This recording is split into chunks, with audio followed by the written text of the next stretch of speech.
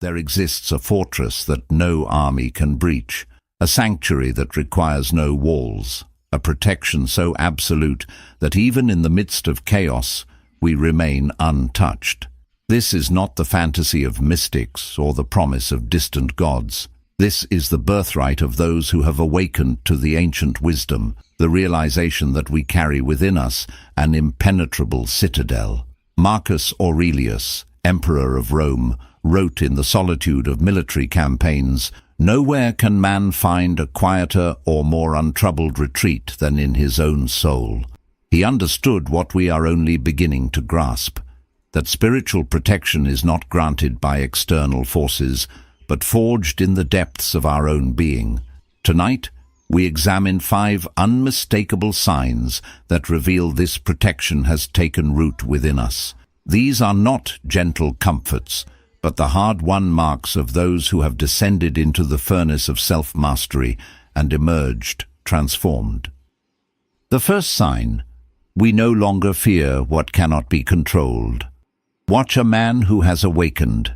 He stands before uncertainty with the composure of ancient stone, not because he is foolish or blind to danger, but because he has made the most liberating discovery of human existence. The vast majority of what we fear exists only in the territory beyond our control. Epictetus, who spent his youth in chains as a slave, understood this with painful clarity. He taught, "Some things are within our power, while others are not. Within our power are opinion, motivation, desire, aversion, and, in a word, whatever is of our own doing. Not within our power are our body, our property, reputation, office, and, in a word, whatever is not of our own doing." This is not resignation. This is warfare of the highest order, a deliberate severing of our peace from the chaos of externals. When we cease investing our emotional energy into outcomes we cannot command, something extraordinary occurs. The grip of anxiety loosens. The phantom terrors that once held us hostage dissolve like shadows before dawn. We begin to recognize fear for what it truly is, the mind's desperate attempt to control the uncontrollable. Death may come, fortune may turn, people may betray us, and yet none of these events possess the power to penetrate our inner fortress unless we open the gates ourselves. Seneca wrote to his friend Lucilius, "There are more things likely to frighten us than there are to crush us. We suffer more often in imagination than in reality." How many nights have we surrendered to dread over events that never materialized? How much of our vital force have we hemorrhaged into the void of imagined catastrophes? The spiritually protected among us have ceased this self-inflicted torture. We do not waste our finite energy rehearsing tragedies that exist only as phantoms in our minds. When genuine challenges arise, and they will, we meet them with the full force of our presence, not depleted by years of fighting ghosts. The second sign: we transform adversity into fuel. There is an alchemy known only to those who have been broken and refuse to remain shattered. It is the sacred art of transmutation, the ability to take what should destroy us and forge it into the very foundation of our strength. Most men collapse when hardship arrives. They curse their fate, blame their circumstances, and spend their remaining days as victims of events they deem unjust. But we who have touched the wisdom of the ancients recognize adversity for what it truly is, the universe's most brutal teacher, and simultaneously its greatest gift. Marcus Aurelius understood this profoundly when he wrote, "The impediment to action advances action. What stands in the way becomes the way." These are not mere words of comfort. They are a declaration of war against the passive acceptance of suffering. Every obstacle contains within it the seed of equivalent or greater benefit, but only for those with eyes trained to see it.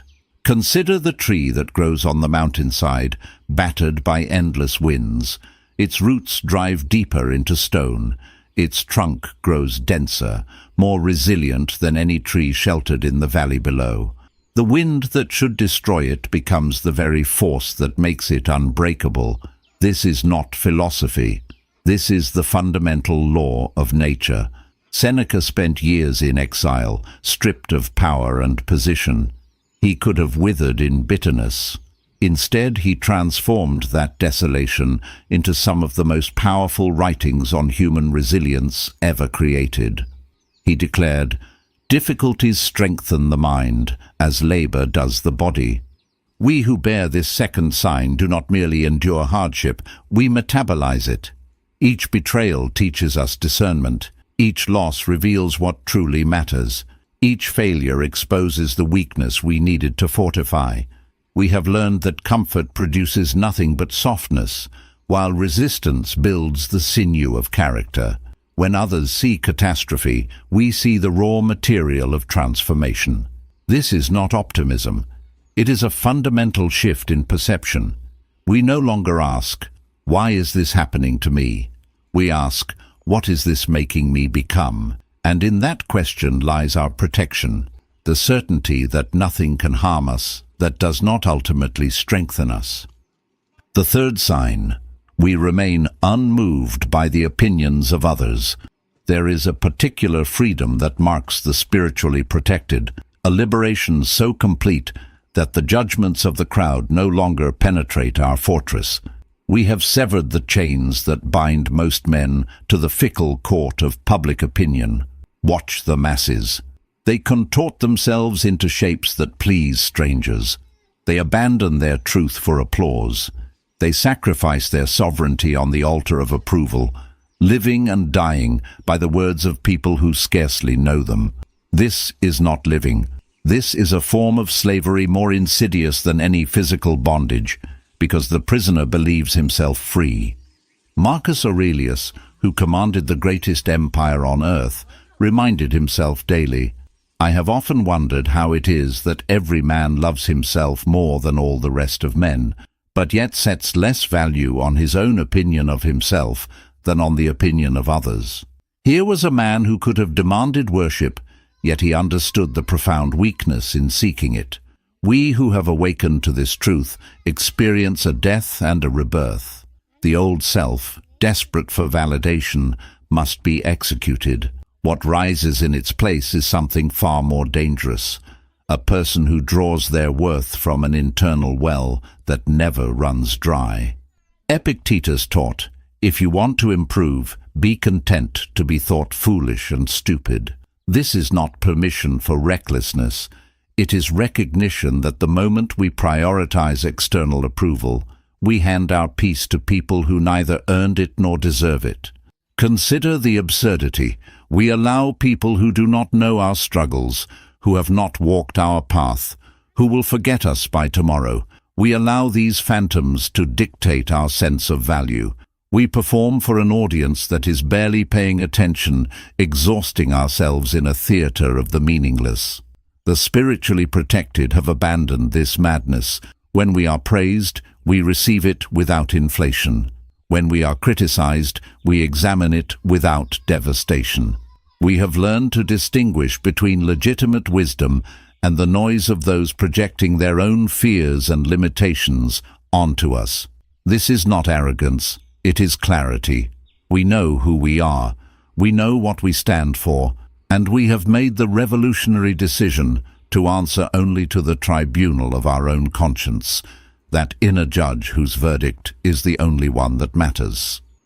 The fourth sign: we have mastered the art of detachment. There exists a profound paradox, understood only by those who have traveled deep into the heart of Stoic wisdom. We must love fully while holding loosely. We must engage completely while remaining internally free. This is detachment, not the cold withdrawal of the cynic, but the fierce discipline of the sage. Most men bind their happiness to external possessions, to people, to circumstances they can never truly control. They believe that accumulation equals security, that attachment equals love, and so they live in perpetual anxiety, knowing that everything they cling to can be torn away in an instant. Their protection is as fragile as morning mist. Epictetus warned us, never say about anything, I have lost it, but instead, I have given it back. Is your child dead? It has been given back. Is your wife dead? She has been given back. These words strike modern ears as harsh, even cruel, but they contain a terrible mercy, the recognition that we never truly possessed anything to begin with. We are merely temporary custodians of gifts on loan from the universe. This understanding does not diminish our love, it purifies it. When we release our stranglehold on people and outcomes, we paradoxically experience them more fully. We are no longer relating to them through the distorting lens of fear and desperation. We see them as they are, not as we need them to be. Seneca understood this when he wrote, "Hold every hour in your grasp. Lay hold of today's task, and you will not need to depend so much upon tomorrow's." While we are postponing, life speeds by. The spiritually protected live with acute awareness that everything is impermanent. This awareness does not breed sadness, it breeds presence. We treasure our relationships without being enslaved by them. We pursue our goals without being destroyed by their failure. We enjoy abundance without being crushed by its loss. This is the supreme form of spiritual protection. We participate fully in life while maintaining an inner sanctuary that remains untouched by life's inevitable changes. When loss comes, and it will, we grieve as humans must. But we are not shattered. We have already accepted the fundamental truth. Nothing external was ever ours permanently.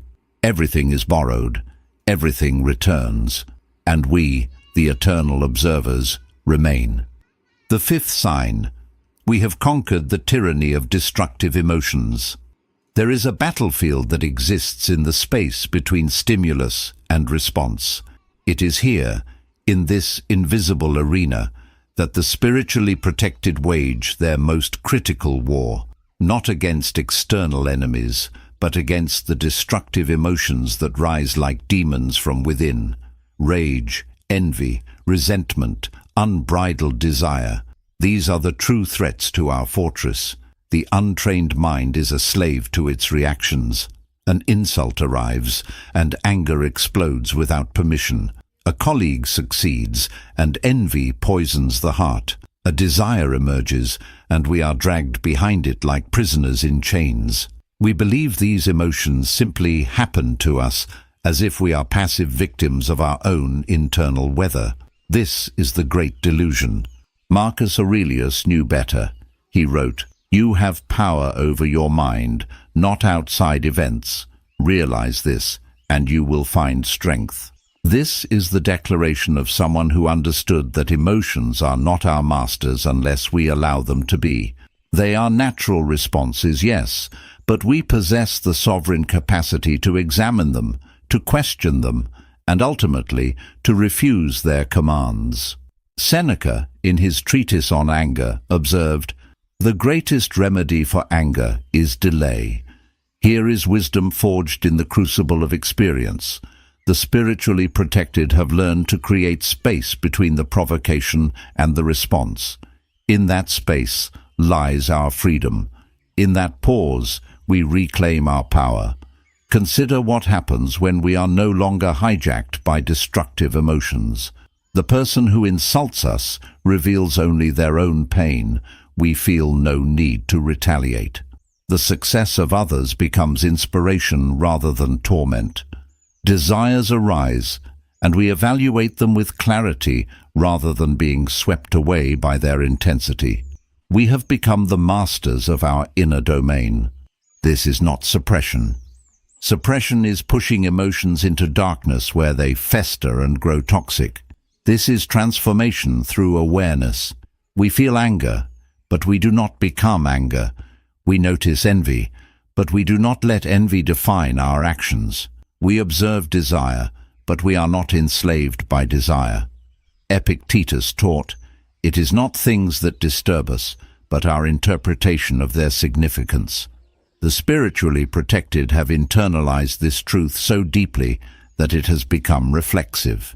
We have trained ourselves to see clearly, to interpret wisely, to respond rather than react. This is the culmination of all protection. When the chaos within has been tamed, no external chaos can truly harm us. We have become fortresses unto ourselves, impervious not because we have built higher walls, but because we have eliminated the enemy within. This is the final